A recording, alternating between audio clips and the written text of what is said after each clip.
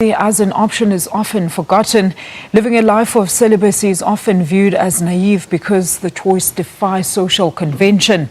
Often, celibacy is used to encourage young people to stay chaste to protect them from some of the consequences of early intimate relationships. But what about in adulthood when you are in a relationship?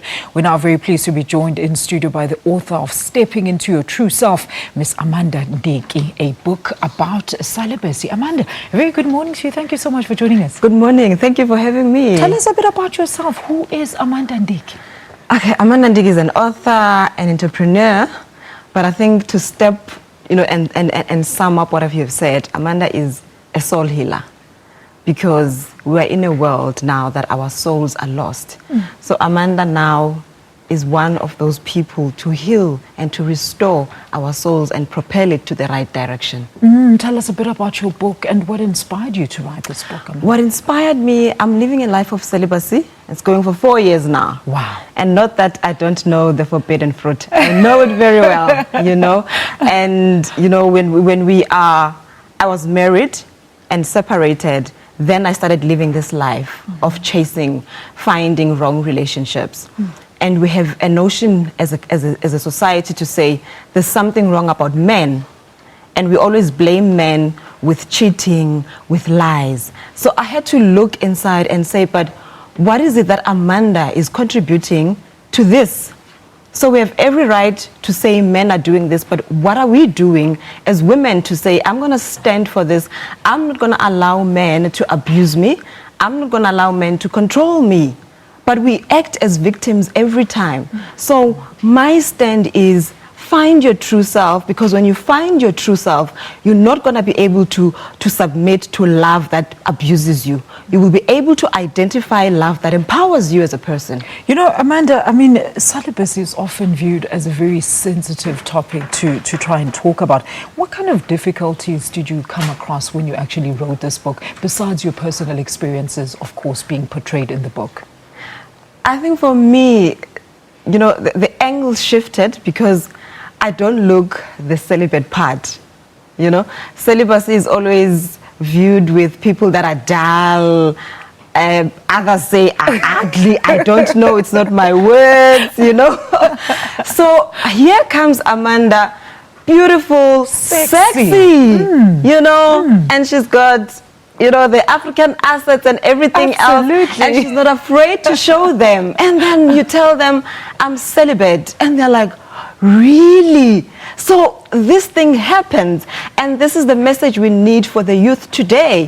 The kind of Amandas that are going to say, we say to youth, we need role models, and they need models to be present in the word we are preaching. Absolutely. So I am present and living the truth of celibacy, and it's accepted because Amanda is wow. And she's normal. And she's normal. And it's normal. And it's normal. Absolutely. Now, Yes. Amanda, speaking of role models, you are an ambassador of Celibate and Fabulous, a platform that actually encourages both men and women to practice abstinence. But how do you then motivate young people to abstain in a society that is often dominated by intimacy talks? You know what? With this work, I've learned to understand that, young girls and young boys are crying out for the right role models. Absolutely. We're living in a generation where everything is about social media. It's about being popular on the social networks. But it's about time as a generation we raise up, young girls with purpose. Now, when they see Amanda living this kind of lifestyle, they're able to open up. I've got young girls, 23, 24, 25, who come up to me and say, Sis Amanda, I'm still a virgin. And up to a point now, I almost lost my virginity because, when I look around my peers, everybody is doing it. But you find these girls, when you talk to them on individual basis, they are all crying for somebody to, to propel them to the right direction. But we don't have those role models today. So when they look in the social media, they want to be hip and happening for nothing, for no purpose, for no content. So we need young girls and young women up there to model the right lifestyle because it's possible. We can't have a generation that has no substance. We can't be a generation that is just full of social medias. You just pose with your clothes, weekend things, glasses, booze. We are created for more than that. Absolutely. We are a generation of substance, and we need to raise that generation. It starts with us. Amanda, when would you say then is in a person's life is the right time to be celibate? I mean, you did mention that you have been married before. I think... When should one make that decision?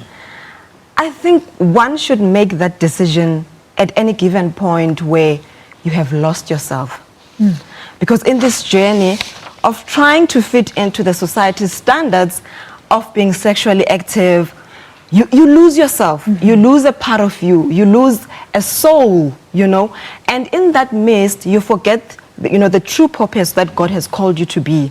So I would say, whenever you have lost yourself, when you're starting to look for answers in the wrong places, and these answers in the wrong places are when you're starting to look for answers in alcohol, in drugs, in sex addiction, and sex itself, and everything else, because those are substances, then you need to start traveling within, find you, And I say celibacy is the power of liberation.